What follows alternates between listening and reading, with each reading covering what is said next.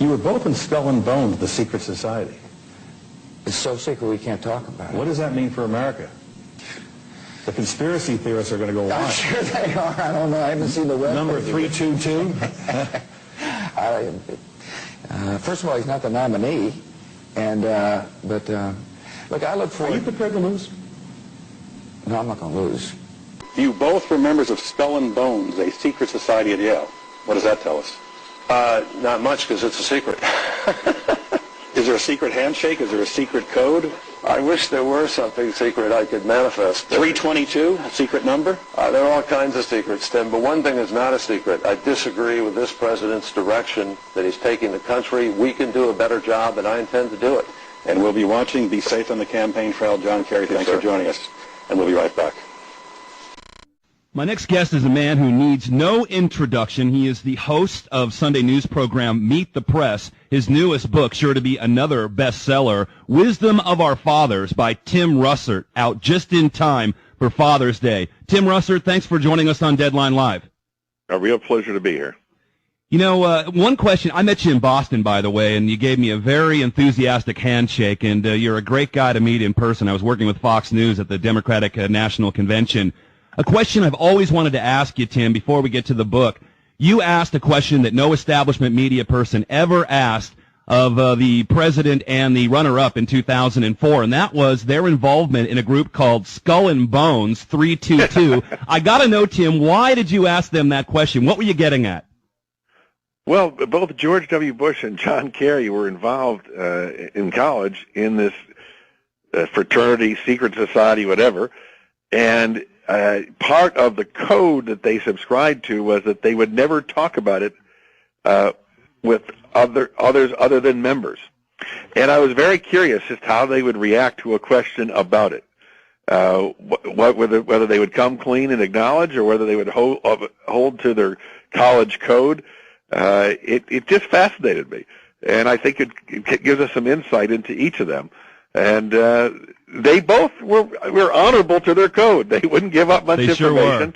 Yeah. What would you have done if they would have gone on to tell you that they do these bizarre rituals and that it is an extension of a German death cult? Would that have dropped your jaw? I guess you didn't expect that.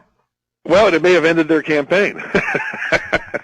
Yeah, and that really kind of shows us kind of what we have with our candidates, huh? Both coming from Eastern establishment schools, both out of Yale, both members of the secret society. It kind of gives us an idea here that we don't have much of a choice who's our president. Well, it is interesting because George Bush has worked so hard to act and talk and display his Texas roots. But in fact, yeah, you're exactly right. He went to Yale and Harvard.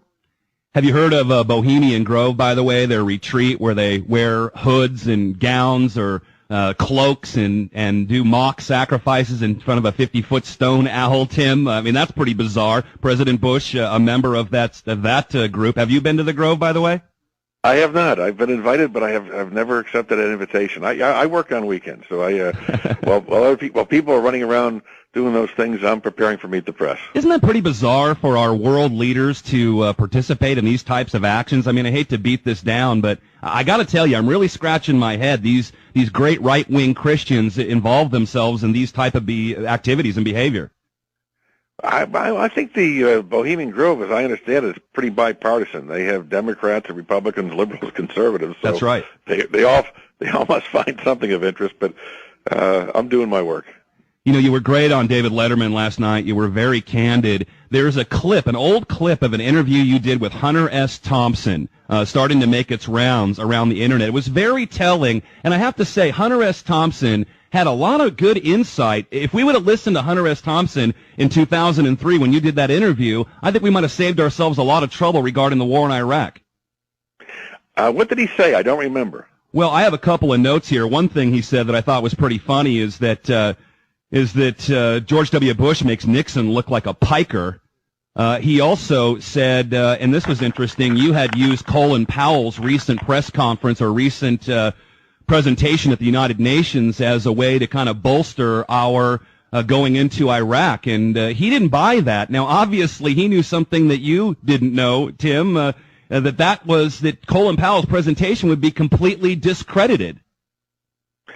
I actually asked Colin Powell about his presentation some months later on Meet the Press, and he acknowledged that there were some things in that presentation that he should not have said, which is very rare in Washington for someone to acknowledge that he had made a mistake.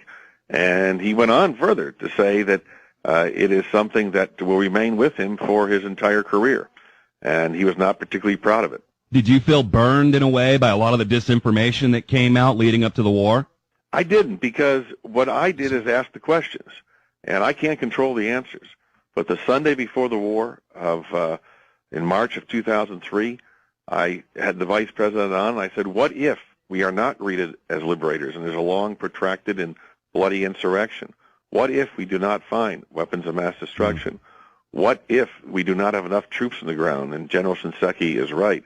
What if there's sectarian violence between Iraq and the Sunnis and the Shiites? What if the oil is not sufficient to pay for the cost of the war, as Paul Wolfowitz said?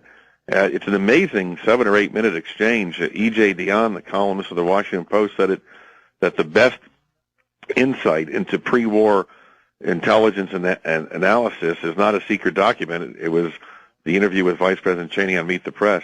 I had no way of knowing then that his answers or his judgments would proven to be incorrect, but my only obligation is to ask the right questions, and I think we did. They actually denied some of the things they said on your show, which would be recorded for posterity, so you again helped us record history, Tim, like you've done so many times. You know, another thing that Hunter S. Thompson said, that he didn't know, you asked him about Osama bin Laden, you were asking about 9/11, he said he didn't know if we'd ever actually had any evidence linking Osama bin Laden to 9/11, and actually the FBI came out and just admitted on a private interview, their spokesperson just admitted that they actually don't have any hard evidence linking Osama bin Laden to 9/11. That's why this isn't included as one of his crimes on his wanted poster. Does that shock you?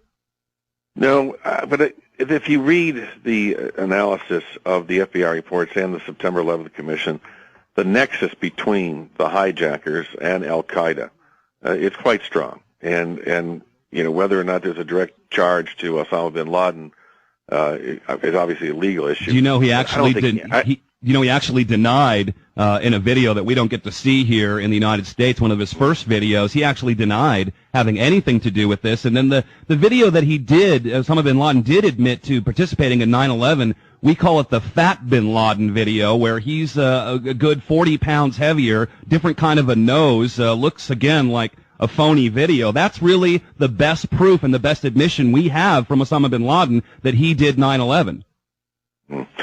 I don't have any doubt that the hijackers who were involved in the September 11th hijackings on September 11th and put planes into the Pentagon and the World Trade Center, and but for the heroes on 93 were headed for the Capitol or the White House, were involved and funded by Al-Qaeda.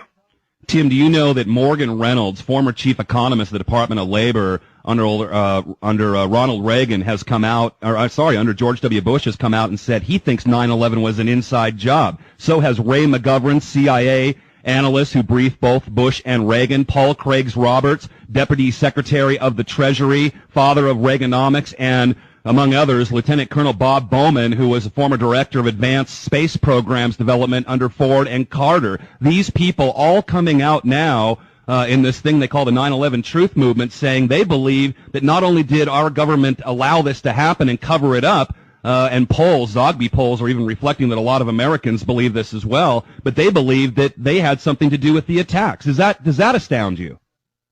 And these are some pretty heavyweight people. These aren't conspiracy theorists, Tim. These are some heavyweight people that worked under these major administrations.